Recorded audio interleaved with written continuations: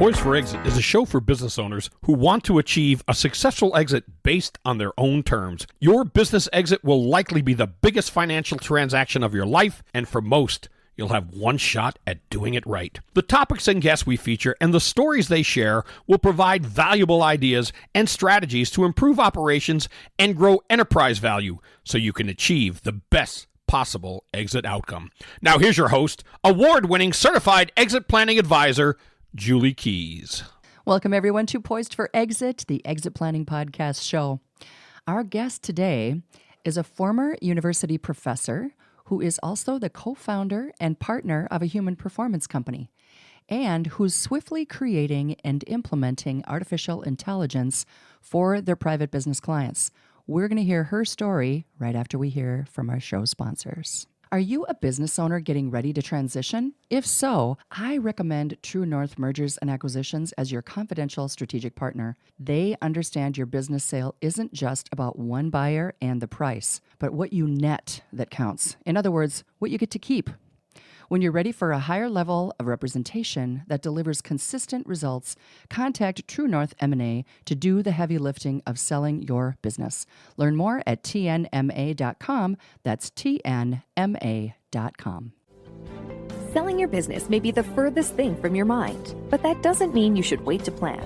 At TrustPoint, we understand the nuances that come with selling a business and are here to guide you. From unlocking tax efficiencies to minimizing risk, we'll develop the strategies to ensure you're prepared.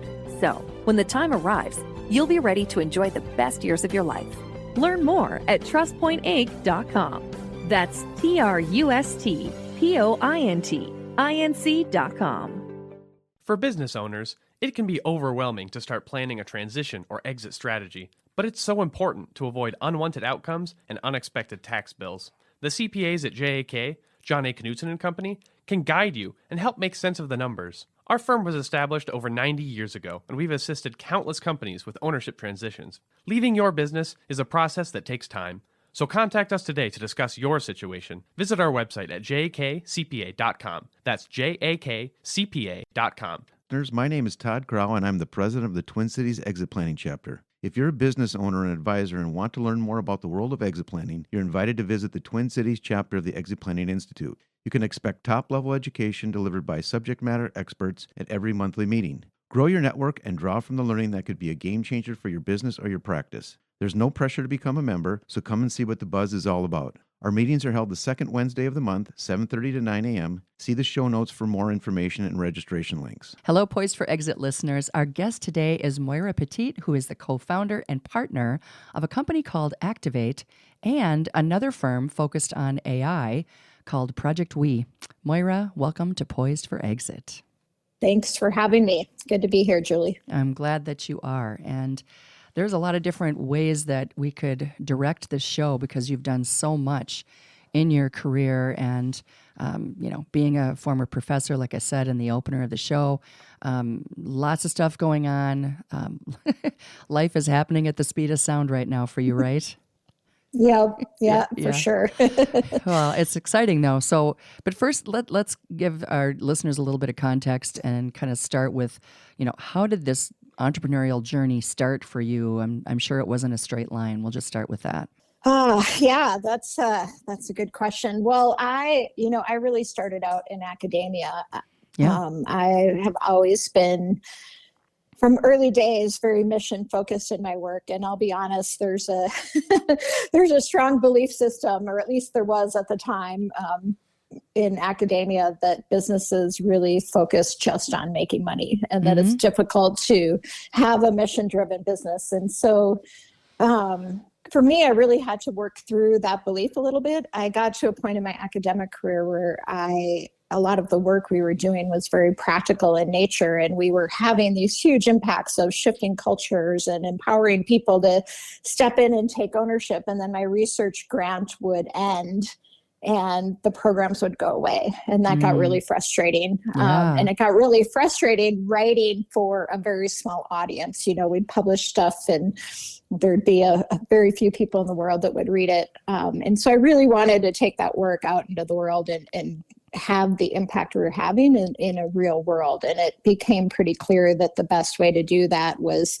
outside of an academic environment. So, that was sort of the big impetus for that. But in addition, I think you mentioned at some point, around the same time as I was getting tenured in academia, I had a son. My son was born, and he was sick, quite sick when he was born, and had a lot of needs. So I really had to start to choose where I was going to put my energy and how I was going to spend my time. And it became clear that an entrepreneurial journey would just give me a lot more freedom to prioritize all of the things that were important in my life outside of the work. Mm-hmm.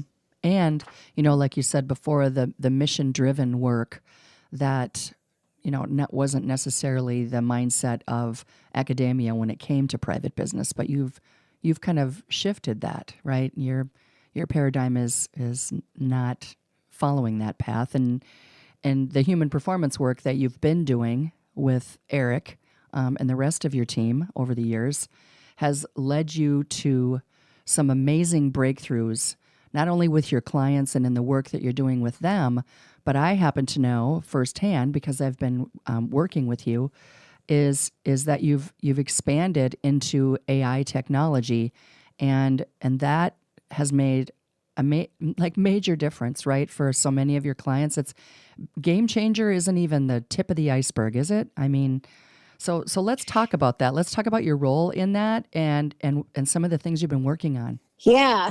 So I think, like a lot of people, when AI, AI has been around for a long time, but when it came out a few years ago with these large language models and all these tools that were easy for us to access, I admittedly was a little skeptical at first, probably like a lot of people, like, oh, this can't do as good of a job as a human, or especially when you think about subject matter experts like you, we kind of hold all this, our identity is really wrapped up in what we know, and handing that over to a robot essentially is kind of scary. And so I was hesitant at first, but then as soon as I started working with it and got into it and the possibilities opened up, it was amazing. And I think one of the areas that we're really working on that I love a lot is working with people like you who are subject matter experts, and who historically it's been very challenging to get access to that information. So if someone wants to know about exit planning, certainly anywhere in Minnesota, but probably anywhere in many parts of the world, they want to talk to Julie Keys. They want to learn from Julie Keys. They want to tap into her brain. You're the person they want to talk to, but you only have so much capacity, so much space. They might need to enroll in one of your courses. They might need to, have someone who knows you to answer a question. It's just, it's historically, that kind of expertise has been held in a box that's hard to get to. And what we're able to do with AI, as you know, and the way we're working with you, is really take that knowledge and translate it really quickly into a highly personalized interactive platform, and tool that can support people no matter where they are. Yes. That includes, in your case, business owners, advisors, people with very little training in exit planning, people with a high level of training. And it's so exciting. I mean, and I think for business owners, another way of thinking about that is kind of this ability to really capture their knowledge and expertise and have it in a tool that can grow and learn with the business. So when they're ready to exit, for example, all of that knowledge is captured and already available to their current employees and to anyone who wants to buy the business in the future, which, just is really incredible. So I could go on and on about the possible, all the applications and the way we're applying this. But I think what I really have loved is that when we've been working with people who are kind of new and thinking like, oh, we need to do something with AI, but I don't know what. And as we start talking and start showing potential applications, their eyes just brighten up when they start to see all the possibilities.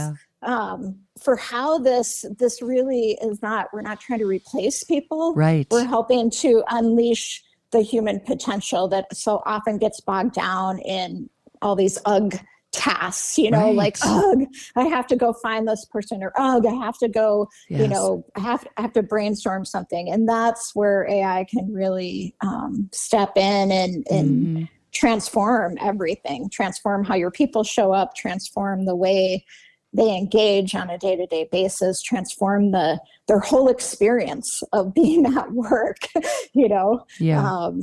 So, well, and anyways. like we've talked about it just enables people who have expertise to spend their precious time on higher level things and reduce the minutia or eliminate it altogether, right? The manual things, the repeatable things, I love the tagline that you guys use, that it helps humans be better humans, not replacing them, right? So, it's just, I admire the work that you guys have pioneered and your human performance work, and all that you're still doing that work, and you're utilizing AI within it.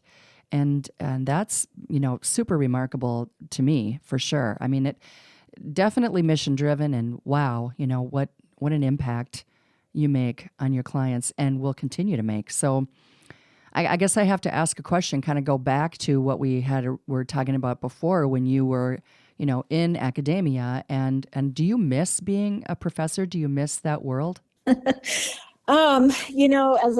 any of your listeners who are business owners or entrepreneurs will understand this, I think what I miss is waking up knowing what I need to do. As you're building a business, especially with everything changing so quickly, some days it's just, you wake up every single day and have to figure out what to do and what's the paradigm to fit in. And that's part of being an entrepreneur that I love, but I also sort of miss the,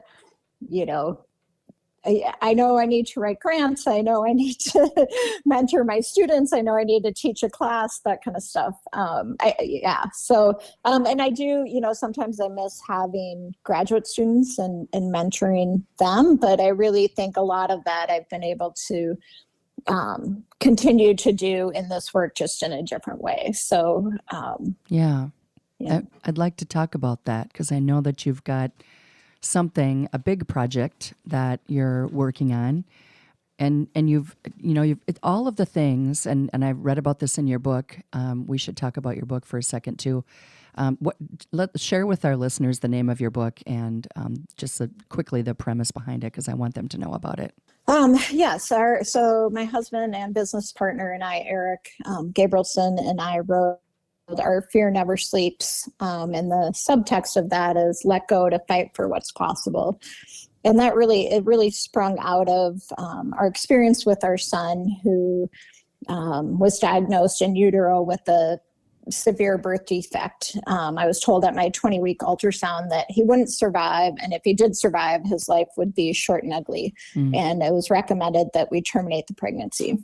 It turns out we didn't do that, and we made a different choice, but our book really isn't about that choice. It's about the next choice. And the next choice for both of us really applies to the work that we do now. And it's, the big question was, were we willing to learn, and how were we going to show up? And so the book is really about us applying a lot of the work that we do with clients and organizations on the human performance side to our own very real and challenging experience with our son. Yeah, you tied. Sorry, go ahead. I was going to say. No, I was just going to say, our son's now 16, healthy, living a really amazing life. So it's a good outcome in the end. But for Eric and I to get there was, we learned a lot along the way that I now feel applies especially in this very rapidly changing world of AI and being an entrepreneur. I use those same lessons every single day in my work now. So yeah, you really tied the things that you do in your work and the future into like what you've been through really well in the book. I loved how you kind of wove it all together, and it's a great read for those of you out there who are looking for a great read. I would highly recommend it. Our Fear Never Sleeps. So yeah, you handled some rough waters, and you've learned a lot. You've kind of come full circle now. You're working on kind of a big project, and it's AI related. So maybe you could share that with our listeners. It's pretty impressive. You're talking about the medical Thrive project. Yeah. So, I mean, one of the again, there's so many applications of AI, but one of the ones I'm very excited about and that is personally meaningful to me is working with these highly specialized experts in global medical education. And, you know, this is a great example of how AI has completely changed the game. So a colleague of ours spent 5 years and a couple $1 million to develop one training module around one very small procedure in one language. And this is what historically global medical education has meant. And then in order to change that, like to update it or add anything, that, you know, is also time consuming and costs a lot of money. And we can now essentially create whole training programs around whole areas of specialties within a few hours, and then we can translate it to any language in the world in seconds, and with a high degree of accuracy, even for highly technical medical language. It is absolutely game changing in terms of the impact we can have, because this is an area where like you as a specialist in exit planning, there is one or two specialists in the world around specific areas, like my son's condition, for example. And having access to that, not only for the providers, but also for the patients and families is, you know, potentially life-changing, literally, for the kids and their families. Oh my gosh, yeah. Wow. So you're utilizing AI though for other types of businesses too. Maybe you've got, you know, maybe one more story that you could share, a client story that you could share, on how you've kind of changed the game for them, regardless of the industry or size or what stage it's in. You don't have to identify, but I'm sure our listeners would be intrigued to hear it. Yeah. So, well, here's an example that a client that I was just talking to this morning, they're a consulting firm, and a lot of consultants, they sort of manage a bunch of consultants. They have 2 highly trained people on their staff who answer all of the incoming calls and questions that consultants may have about, you know, how to deal with stuff. Both of those people, who are absolutely critical to their whole business running, both of those people are going on maternity leave in 2 months. Oh no. So they have an urgent need to capture, and they, you know, they wouldn't have enough time to hire and retrain new people. This knowledge, these 2 people have been working for the company for 20 years. They have knowledge that isn't written down anywhere, that, you know, and they can connect dots that no one else can connect. So we're essentially building what we call a brain for each of those people, and getting all of their documents together, interviewing them to gather all of their knowledge. How do these connections be made? All that kind of stuff, and turning it into basically an AI chatbot of their brain, so that their consultants can go in and chat with these people as if they were still there, and access all the information they need. And those, because it's an AI tool, it will learn and grow with the user as they chat with it more and more and more. So that's a huge area, that kind of knowledge capture that we're doing. And then I think, you know, again, I think in other organizations, it's really, what are your biggest ugh moments? What are the things that you just hate to do, or that your people just, that take longer? You know, sales and forecasting is a big one. So companies that historically it might take them a week and a half to turn around a sales quote and get it out there for their client, because they have to talk to 5 different people. They need to do the specs. They need to do this and that. We're creating for some companies the ability to do that in 20 minutes with, again, a high degree of accuracy that they can't get. That's amazing. And really taking away that stuff. So yeah, I think, you know, the deal is once you get into this and start to see what's possible, and see people light up when they start to think about how much energy this can give them back. Not taking away their jobs, but as you said earlier, give them back energy so they can then work at these higher levels of thinking as humans should be. Really. Yeah, Yeah. absolutely. And give them time back, give them efficiency back, give them profitability back. Yeah. All the things, right? All the use Well, cases. yeah. I mean, Mhm. and I think, I don't know if you said this earlier in your notes to me, but one of the other things for small and medium-sized businesses, this is totally leveling the playing field. Yes. Because you don't have to hire a CFO to go and, write up your financial plan for the future. At least not, all of it. You can do a lot of that yourself just by chatting with even ChatGPT, or your marketing plan, or your, a lot of things that that in the past you would need to go hire someone, Right. an expert or something to do, and you might not have the resources for that. All of these things we can now do as small to medium-sized business owners with the help of a thoughtfully designed AI tool. So it really gives us, I think there's huge opportunity for businesses that are willing to learn fast and adapt and be innovative to really get into markets that historically have required way more money and funding to be in. So Money. it's exciting. Exactly. And people and ingenuity and all the things. So yeah, I'm excited for him too. I'm that person that has always had a passion for privately held business and doing what I can to help them to succeed. And it isn't just about making sure they have, the best exit outcome. I want to make sure that they enjoy the process along the way and they actually have an outcome because they have a viable business that's growing. And AI can definitely be instrumental in that. So one more thing before we go, Moira. So we all know that AI is evolving and changing as we speak. Probably tough to look into your crystal ball, but let's just fast forward a year from now. What does ProjectWe look like? Like, what are you doing?